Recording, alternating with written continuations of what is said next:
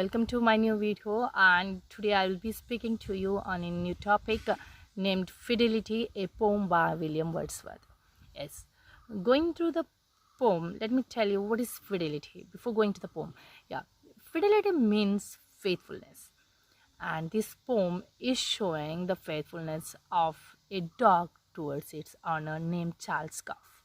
It said that Charles Cuff, while crossing the high steep mountain named Helvellyn, he never returned back, and it was not known to anyone.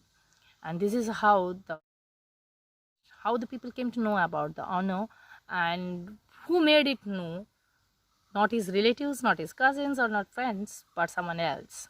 Okay, this poem was also written by Walter Scott. The same topic, same theme was written by Walter Scott in his poem Helvellyn, which says about the devotion of a dog named Foxy towards its owner named Charles Cuff. So unknowingly, same time, both of them wrote on the same topic, and the central theme is same. Yes. Now, before going to the poem, we should have a little knowledge about the background or the romantic poets. What happened? Why would have they wrote on devotion? It's simply like this. Listen. With example, I will tell you. Then it will be very easy to understand. So it's like Indian movies. You will be very familiar with the Indian movies. So it's just like breaking the commandments of the Indian movies, where before the movie should be only on the classics. Either it will be on Arjuna, Krishna, etc., Rama, Lakshmana, Sita. The stories will all be like in the classic figures, or on the great personalities like King Ashoka, Satya Harishchandra, etc. And the makeup, the way of presentation, the way the movie comes out is very decorative, very ornamental, very fashion. So it had its own style of saying. So someone would have broken that one, saying that, see, social issues like poverty, or the love, or hatredness, or something like the realities of the life can also be taken as a movie story as a story for the movies, isn't it? So someone would have broken that commandment, saying that movies should not be only like this, movies can be also like this, where like the story of Islam dog is a person from slum, or it can be on any meager topic, on the real topic that is happening daily to daily life. So here also the same thing had happened with the romantics and the predecessors. So the predecessors of the romantics, they had the poetry. The poem should be of intellectual content. They gave importance for that. Whereas this romantics, they felt that it should be only on emotion, passion, and imagination. That was given more importance for them than the intellectual content of the poem. As well as they gave the themes of, as I told, themes will be only either on the classic classic figures, religious texts, we know the Paradise Lost, or on the classic heroes like Julius Caesar, etc. So from that trend, these romantic poets, they started movie writing on the nature, mild topics, subtle topics, where they are writing on the broken churches, about the broken churches, or the beautiful flowers, yellow flowers, which was abundantly grown there. No one liked that one, and all these things were written on them. And this they gave more. I told they used to give the poetry with the more decoration, and here they never give that much importance for the decoration on the language. The language was very simple, the daily language, which was easy to understand by the common man. But predecessors, no, it should be the poem, and a poet was a great person, and the poet, the style, the language, a poet should be a great scholar on the language.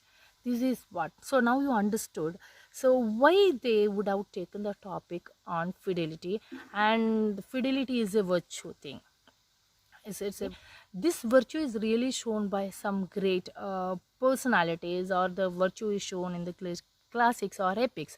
But who is showing the virtue in Wordsworth poem? I tell you, it's the virtue of faithfulness. The virtue of faithfulness is having more importance in Christianity or in those era.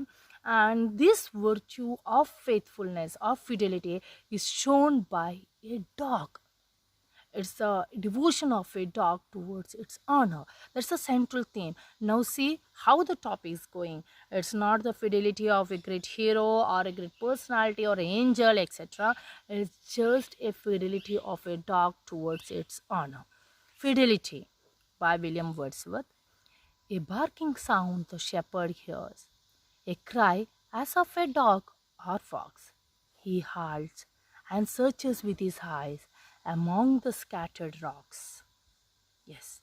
Now, what is the poet listening here? First thing that we can hear is the barking sound. And you all know which animal gives the barking sound.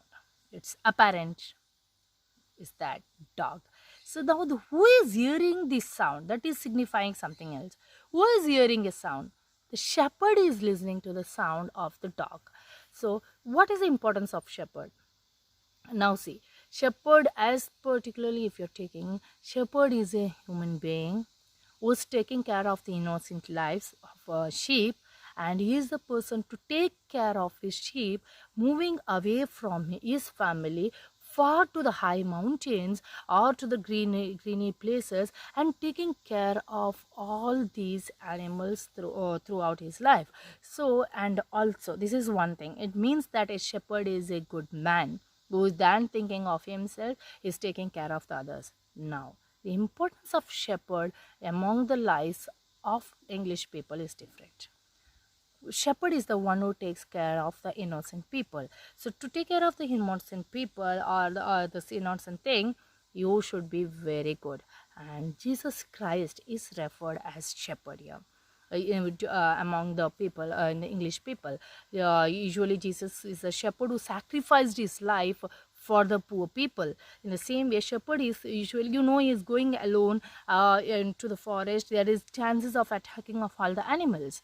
But this shepherd, even though risking his own life, is taking care of this one. But when the shepherd is hearing something, it is unbiased thing. He won't be partial because he is good at his heart. And a person who is good at his heart will judge, will give the judgment in an impartial way, knowing the beauty of the nature, being the nature. So I hope you understand what is the shepherd. So usually here he is saying that he could have written a man hears. No, he's saying shepherd hears because it's the way how the God is hearing. And for God, everyone is equal, the living and non-living things, and even the in-living things, animals and human beings. So he's saying that, yes, a barking sound the shepherd hear, a cry as of a dog or fox. Now here, I told you in the beginning, barking sound is he listening, and the sound can be of a dog or of a fox. Now, fox can be dog, you understood, a cry of a dog. Okay, it's the sound the shepherd is listening is the cry of a dog or of a fox. Two things may be the reason for him to, is according to interpretation, can be the name of the dog of Charles Goff was Foxy. That can be one reason. Or the fox as an animal is known for the cunningness. So the shepherd should identify whether it is a cunning fox or a dog. Always the dog is known for its faithfulness only towards its owner, not to anyone else. So the dog both. So he's saying that it is the dog who is crying there or the fox, and who is listening? Shepherd is listening to the sound, and he has to make out whether it is a sound of a barking dog or of a fox. And he halts there, he stops there, his sheep are there, he stops there and listens to that, because he is listening to a cry of a dog. It's a barking sound. It's a cry of a dog. So he is going to see what happened to that dog. So he halts there, he stops there, and he goes behind the dog and searches with his eyes. He did not send anyone else. He himself, the shepherd himself, is going and searching what happened to the dog. and where he's going? Among the scattered rocks. So he is crossing the scattered rocks and going to see what happened to the dog. And walking through the scattered rock is not that easy as we think. And this is why the spread rocks, you crossing that one is something different. From there, from that place he is walking and finding out where is this. Means difficulty, with much difficulty the poet is going to find out the dog. So I hope you enjoyed this class. Thank you.